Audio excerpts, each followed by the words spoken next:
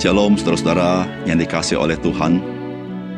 Ada banyak hal yang kita tidak mengerti dalam hidup ini. Dan ada banyak hal yang Tuhan kerjakan dalam hidup kita melampaui kemampuan kita, melampaui ekspektasi kita. Disitulah saudara kita bersyukur kepada Tuhan. Sehingga dalam segala situasi yang kadang-kadang kita anggap mustahil, justru pengenalan kita akan Tuhan membuat kita kuat dan kita percaya bahwa Tuhan akan memimpin hidup kita dan kita boleh aman di dalam lindungannya. Salam jumpa dalam program Tuhan adalah Gembalaku. Saudara-saudara, memahami sesuatu yang melampaui pengetahuan dan pengalaman kita dapat membawa kita kepada satu kesimpulan yang merendahkan, seperti kata-kata, hal ini tidak masuk akal. Saudara, demikian juga ketika seseorang diperkenalkan akan siapakah Yesus Kristus. Bahwa Yesus Kristus adalah Mesias, dia adalah Allah menjadi manusia. Saudara, berapa banyak orang yang berkata, ini tidak masuk akal. Tidak mungkin Allah menjadi manusia. Saudara, penyataan dari Yesus Kristus tentang dirinya, sebuah penyataan yang extraordinary. Karena Yesus Kristus menyatakan sesuatu yang tidak umum dan tidak lazim. Misalnya, dia menyatakan otoritas yang hanya dimiliki oleh Allah, seperti otoritas memberikan hidup. Tidak ada seorang manusia bisa memberikan hidup. Seperti ia punya otoritas untuk menghakimi dan mengampuni. Saudara, kita tahu itu prerogatif daripada Allah. Nah, saudara, perkataan-perkataan seperti ini bukan perkataan biasa. Dan oleh karena itu, saudara-saudara, karena perkataan ini melampaui hikmat manusia, maka seringkali orang berkata, ini tidak masuk akal. Saudara, mari kita membaca firman Tuhan dari Yohanes pasal 8, ayat 48 sampai 59. Orang-orang Yahudi menjawab Yesus, bukankah benar kalau kami katakan bahwa engkau orang Samaria dan kerasukan setan? Jawab Yesus, aku tidak kerasukan setan, tetapi aku menghormati Bapakku dan kamu tidak menghormati aku. Tetapi aku tidak mencari hormat bagiku. Ada satu yang mencarinya dan dia juga yang menghakimi. Aku berkata kepadamu, sesungguhnya barang siapa menuruti firmanku, ia tidak akan mengalami maut sampai selama-lamanya. Kata orang-orang Yahudi kepadanya, sekarang kami tahu bahwa engkau kerasukan setan, sebab Abraham telah mati dan demikian juga nabi-nabi. Namun kau berkata, barang siapa menuruti firmanku, ia tidak akan mengalami maut sampai selama-lamanya. Adakah engkau lebih besar daripada bapa kami Abraham yang telah mati? Nabi-nabi pun telah mati. Dengan siapakah engkau samakan dirimu? Jawab Yesus, jikalau aku memuliakan diriku sendiri, maka kemuliaanku itu sedikit pun tidak ada artinya. Bapakulah yang memuliakan aku. Tentang siapa kamu berkata dia adalah Allah kami? Padahal kamu tidak mengenal dia. Tetapi aku mengenal dia. Dan jika aku berkata aku tidak mengenal dia, maka aku adalah pendusta sama seperti kamu.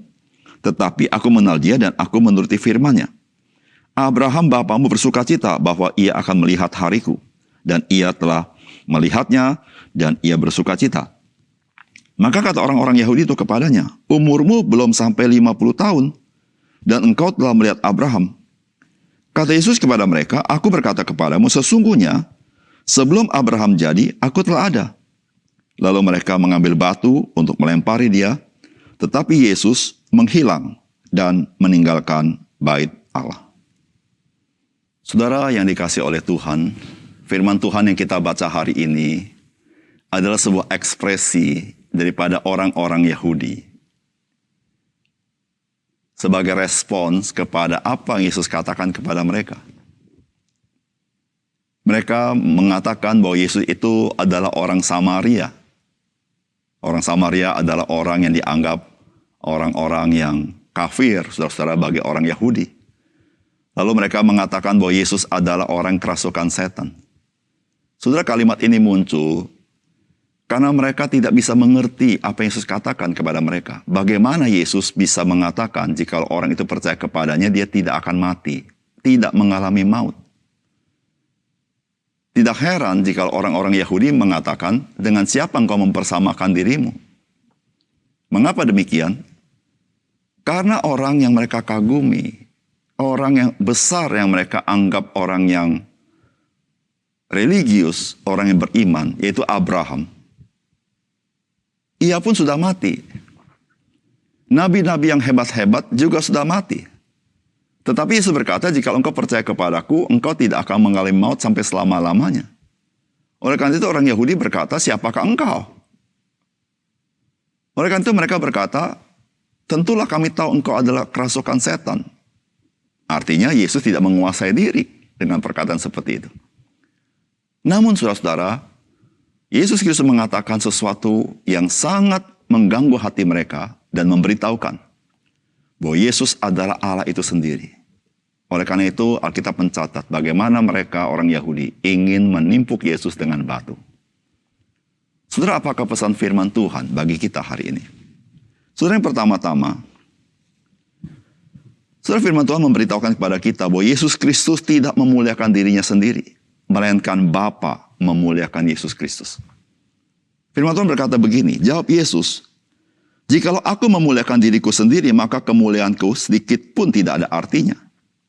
Bapa-Ku lah yang memuliakan aku. Tentang siapa kamu berkata, dia adalah Allah kami. Padahal kamu tidak mengenal dia. Tetapi aku mengenal dia, dan jika aku berkata aku tidak mengenal dia, maka aku adalah pendusta, sama seperti kamu. Tetapi aku mengenal dia, dan aku menuruti firman-Nya. Saudara-saudara yang kasih dalam Tuhan, Tuhan Yesus mengatakan, jikalau aku memuliakan diriku sendiri, itu tidak ada artinya. Tetapi yang benar adalah Bapa itulah yang memuliakan Yesus Kristus. Saudara, kapankah Bapa memuliakan Yesus Kristus? Saudara, waktu Yesus dibaptiskan, maka ada suara dari sorga, inilah anakku, dengarkanlah dia. Saudara, disitulah satu konfirmasi akan siapakah Yesus Kristus. Dan saudara, Bapa memuliakan Yesus Kristus juga melalui Yohanes Pembaptis. Karena Yohanes Pembaptis tidak mengenal Yesus adalah Mesias sampai diberitahu bahwa ada roh Tuhan turun ke atas seseorang. Dan orang itu akan membaptis semua yang percaya. Membaptisnya dengan roh. Saudara-saudara, dengan semuanya itu Allah Bapa sedang memuliakan Yesus Kristus. Termasuk juga melalui kesaksian di dalam kitab suci. Di mana kesaksian itu menyatakan siapakah Yesus Kristus.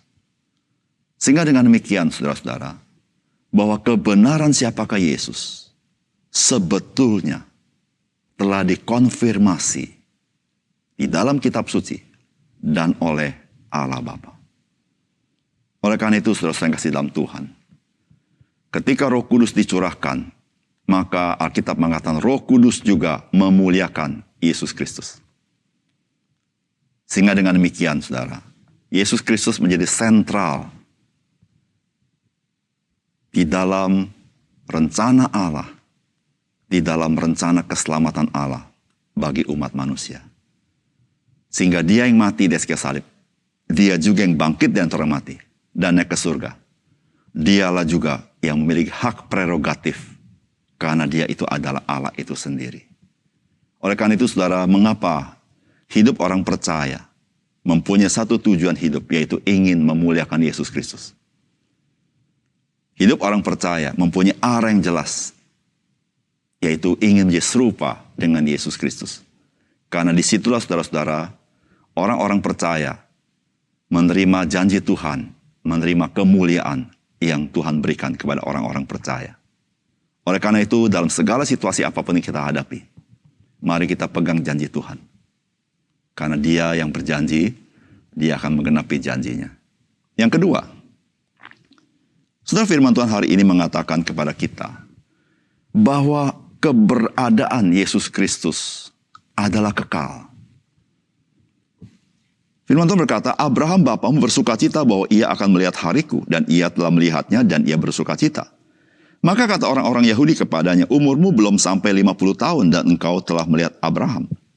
Kata Yesus kepada mereka, aku berkata kepadamu, sesungguhnya sebelum Abraham jadi, aku telah ada. Lalu mereka mengambil batu untuk melempari dia. Tetapi Yesus menghilang dan meninggalkan bait Allah. Saudara, apa yang Yesus katakan adalah sebuah kebenaran. Namun kebenaran ini adalah sesuatu yang melampaui akal budi manusia. Melampaui pengalaman manusia. Karena menurut pengalaman manusia, yang lahir belakangan tidak pernah mendahului yang lahir duluan. Yesus lahir belakangan, tidak mungkin keberadaannya mendahului Abraham yang lahir duluan. Namun apa yang Yesus katakan adalah sesuatu yang melampaui pengalaman dan melampaui pengetahuan. Abraham lahir duluan. Tetapi keberadaan Yesus lebih dahulu daripada Abraham. Saudara yang kasih dalam Tuhan, Yesus mengatakan bahwa dia adalah Allah itu sendiri. Dia memiliki sesuatu yang melampaui Abraham. Karena dia sifatnya kekal. Saudara, kata-kata Tuhan Yesus ini membuat orang-orang Yahudi menyadari bahwa Yesus, dia mempersamakan diri dengan Allah. Oleh karena itu mereka mengambil batu untuk menimpuki Yesus. Saudara yang kasih dalam Tuhan, tidak ada satu waktu di dalam kekekalan di mana Yesus tidak ada. Karena dia itu Allah itu sendiri. Oleh karena itu saudara-saudara yang kasih dalam Tuhan, dengan siapa kita persamakan Yesus Kristus? Yesus Kristus bukan sekedar nabi. Dia bukan sekedar guru.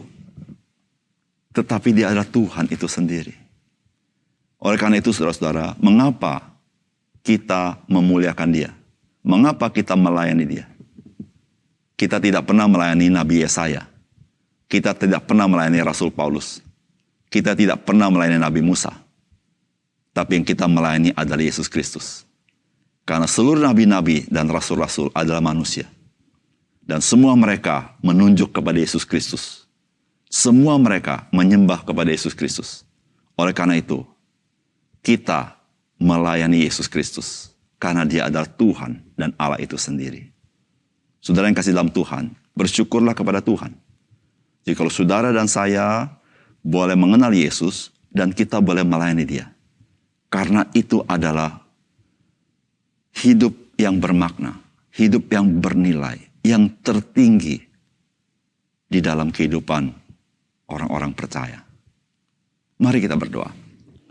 Bapa di surga, terima kasih untuk firman Tuhan. Biarlah firman-Mu yang adalah kebenaran menolong kami melihat siapakah Tuhan Yesus. Ya Tuhan, perkataan-Mu adalah perkataan hidup yang kekal. Dan perkataan-Mu adalah roh itu sendiri. Oleh karena itu Tuhan, kami bersyukur ketika mata rohani kami dicelikkan, kami mengenal Engkau, dan kami boleh mengenal firman-Mu. Ya Tuhan, biarlah Engkau tolong kami. Semakin hari semakin mengenal Engkau, semakin hari kami semakin memiliki komitmen untuk hidup bagi Tuhan. Tuhan, terima kasih untuk firman Tuhan. Dalam nama Tuhan Yesus kami berdoa. Amin.